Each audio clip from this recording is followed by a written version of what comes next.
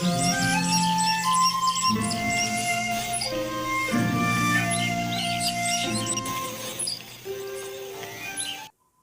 Lord.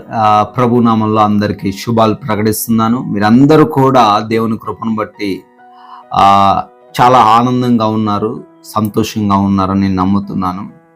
ఈరోజు దేవుని వాక్యాన్ని మనం చూద్దాం. ఆదికాండం 18వ అధ్యాయము 14వ వచనం. యెహోవాకు అసాధ్యమైనది ఏదైనా ఉన్నదా? ప్రియమైన సహోదరి సహోదరులారా, ఈ లోకాన్ని సృజించిన దేవునికి, లోకములోని సమస్తాన్ని కూడా నోటి మాట చేత నిర్మించిన దేవునికి అసాధ్యమైనది ఏదైనా ఉన్నదంటారా? లేదు కదా. మరి ఈరోజు నువ్వెందుకు దుఃఖిస్తున్నావు? ఈరోజు నువ్వెందుకు బాధపడుతున్నావు? నా జీవితంలో ఈ కార్యం కావట్లేదు, నా జీవితంలో ఈ సమస్య ఇలాగే ఉంటుంది, ఇది ఎవ్వరి వలన కూడా కాదు తీర్చడం అని నువ్వెందుకు బాధపడుతున్నావు?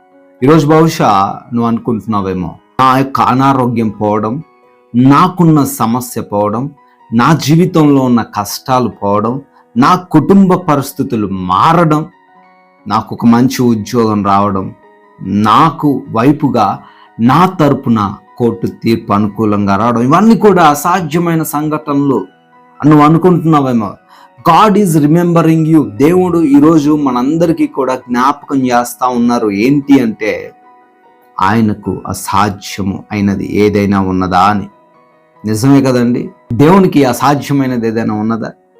ఈ మాటలు ఎవరితో చెప్తున్నారని ఒక్కసారి మనం గ్రహిస్తే, గమనిస్తే, ఈ మాటలు అబ్రహాంతో ప్రభు పలుకుతున్నారు. ఎందుకు ఈ మాటలు అబ్రహాంతో పలకాల్సి వచ్చింది అంటే, దేవుడు అబ్రహాముకి ప్రత్యక్షమయ్యి ఆయనతో చెప్తా ఉన్నాడు. ఏమని అంటే, అబ్రహాము, నువ్వు వచ్చే సంవత్సరం ఈ నాటికి ఒక కుమారుని కంటావు, ఆ కుమారుడు నీకు వాగ్దాన పుత్రుడు అవుతాడు అని చెప్తూ ఉన్నప్పుడు, అబ్రహాము భార్య అయినటువంటి శారా పక్క నుంచి వింటా ఉంది ఏం జరుగుతుందా అని, ఏం మాట్లాడుతున్నాడు దేవుడితోనని.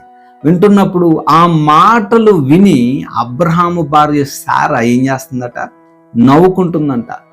ఎందుకు నవ్వుకుంటుందని వాక్యం సెలవిస్తుంది అంటే, వాక్యం ఒకసారి మనం చూస్తే, శారా, నేను బలము ఉడిగిన దాననైనా తరువాత నాకు సుఖము కలుగునా, నా యజమానుడు వృద్ధుడై ఉన్నాడు గదా అని తనలో తాను నవ్వుకొనెను.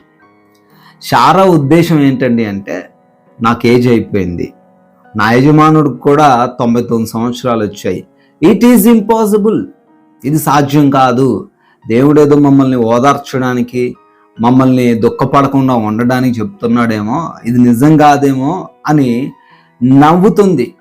రియాలిటీగా మనం ఆలోచించగలిగితే ఆ స్థానంలో మనం ఉన్నా కూడా కొన్నిసార్లు నవ్వుతాం. ఎందుకంటే ఈ లోకాన్ని మనం చూస్తున్నాం అనుకోండి, ఈ లోకంలో ఎవరికి కూడా 99 సంవత్సరాలకి 100 సంవత్సరాలకి ఎవరికి కూడా పిల్లలు కలగలేదు.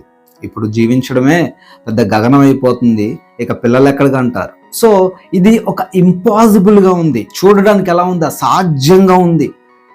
ఒక 30-40 సంవత్సరాలు వస్తేనే ఇప్పుడు పిల్లలు కలగడం అసాధ్యంగా ఉంటున్న తరుణంలో 99 సంవత్సరాలకి 75 సంవత్సరాలకి లేదా 80 సంవత్సరాలకి పిల్లలకి అంటారు అని వాక్యం సెలవిస్తుంటే ఎవరు నమ్ముతారు? అసాధ్యంగానే ఉంటుంది. అందును బట్టి ఆమె నవ్వుతుంది. ఈ రోజున బహుశా నీతోని దైవజనులో లేదా నీతో పాటున్న విశ్వాసులో ఎవరైనా చెప్తున్నారేమో, అమ్మా భయపడకు, బ్రదర్ భయపడకండి, మీ సమస్య తీరుతుంది, మీకు గర్భఫలం వస్తుంది, మీ కుటుంబ సమస్యలన్నీ కూడా వెళ్ళిపోతాయి, నీ భర్త మారుతాడు, నీ భార్యలో మార్పు వస్తుంది, నీకున్న అనారోగ్యం పోతుందని ఎవరైనా చెప్తుంటే వాళ్ళ వైపు చూసి ఈరోజు నవ్వుతున్నావేమో. ఎస్, వాళ్ళు చెప్పేది నిజమే. దేవునికి అసాధ్యమైనది ఏదైనా ఉన్నదా?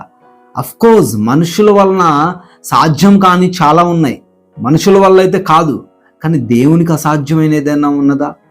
ఇర్మియా గ్రంథంలో కూడా దేవుడు చెప్తా ఉన్నాడు ఇర్మియాతోనే, ఇర్మియా, నేను మనుషులను సృజించిన నాకు అసాధ్యమైనది, కష్టతరమైనది ఏదైనా ఉన్నదా అని. ఒకసారి ఆలోచించు ప్రియ సహోదరి సహోదరుడా, దేవునికి సాధ్యం కానిదంటూ ఏదీ లేదు. ఇంకంతా అయిపోయింది, ఆశలు వదిలేసుకున్నా, ఇక ఏమీ లేదు, ఇంకా ఆలోచించడానికి ఏమీ లేదు, అనారోగ్యం క్షీణించిపోయింది, మన దగ్గర ఉన్న ధనం మొత్తం పోయింది, మనం ఇంకా అప్పుల్లోనే ఉన్నాం, ఆత్మహత్య ఒకటే శరణ్యం అని ఆలోచిస్తున్నావేమో. ఈరోజు దేవుడిని జ్ఞాపకం చేస్తున్నాడు, నీకే జ్ఞాపకం చేస్తా ఉన్నాడు. దేవునికి సాధ్యం కానిది ఏది లేదు. He can do everything any time. ఆశలు వదిలేసుకున్న పరిస్థితుల్లో కూడా మరలా క్రొత్త ఆశలను ఇవ్వగల దేవుడు. ఎండిపోయిన ముద్దును కూడా చిగురింపజేయగల దేవుడు. Hallelujah. He is the creator of the earth. ఆయన లోకానికి ఆ సృష్టికర్త అండి. ఆయనకి సాధ్యం కానిది ఏది లేదు. Come to the Jesus, come to the God. ఆయన దగ్గరికి రా. ఆయన ఏ కార్యాన్నైనా నీ జీవితంలో సఫలం చేయగలడు. ఆయనకు సాధ్యం కానిది ఏది లేదు. కాబట్టి ఆశలు వదిలేసుకోమాకు, బలహీనపడిపోమాకు, ఎవరో చెప్పిన మాటలని కృంగిపోమాకు. దేవుడు ఏ సమయంలోనైనా ఏదైనా చేయగలడు, ఏదైనా నీకు ఇవ్వగలడు. కాబట్టి నమ్ము, విశ్వాసం ఉంచు, దేవుని పైన విశ్వాసం ఉంచి ముందుకు సాగు.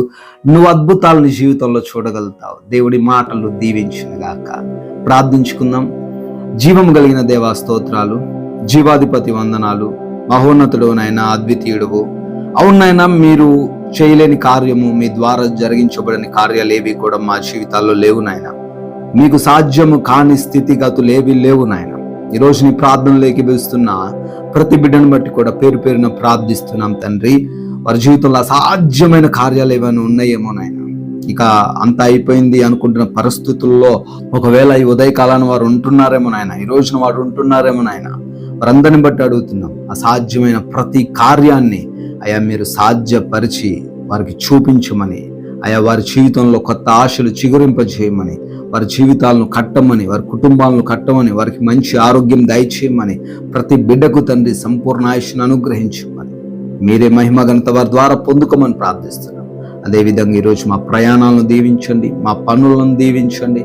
ఈ రోజున తండ్రి మేము మొదలు పెట్టిపోతున్న కార్యాలలో మీ దీవెనలు అనుగ్రహించండి, ఆశీర్వాదాలు దయచేయండి. ప్రతి విషయంలో తండ్రి మాకు మీరే తోడయుండి నెమ్మదికరమైన జీవితాలు మీరే అనుగ్రహించమని, ఏ లోటు కూడా మాకు ఈరోజు లేకుండా మీ సహాయమును అనుగ్రహించమని, మహిమ ఘనత ప్రభావాలు మీరే పొందుకోమని యేసు నామములో ఈ ప్రార్థనను అడిగి వేడుకుంటున్నాము తండ్రి. ఆమేన్. అందరికి కూడా ప్రైజ్ లార్డ్. ఈ వాక్యం చూసి మీరు ఎంతో బలపడుతున్నారు, ఆశీర్వదింపబడుతున్నారని నేను ఎంతగానో విశ్వసిస్తున్నాను. మీరు ఈ యొక్క వాక్యాన్ని షేర్ చేయండి. మీకు వీలైనంత మందికి వాక్యాన్ని షేర్ చేసి వారు కూడా వాక్యాన్ని బలపడడానికి మీరు కూడా పాలిభాగస్తులు కండి. వాక్యంలో జీవం ఉన్నది కనుక ఆ జీవమైన వాక్కు అనేక జీవితాలను కడుతుంది కనుక, కాబట్టి ఈ వాక్యాన్ని షేర్ చేయాలని నేను ప్రభు పేరట మనవి చేసుకుంటున్నాను. May God bless you all.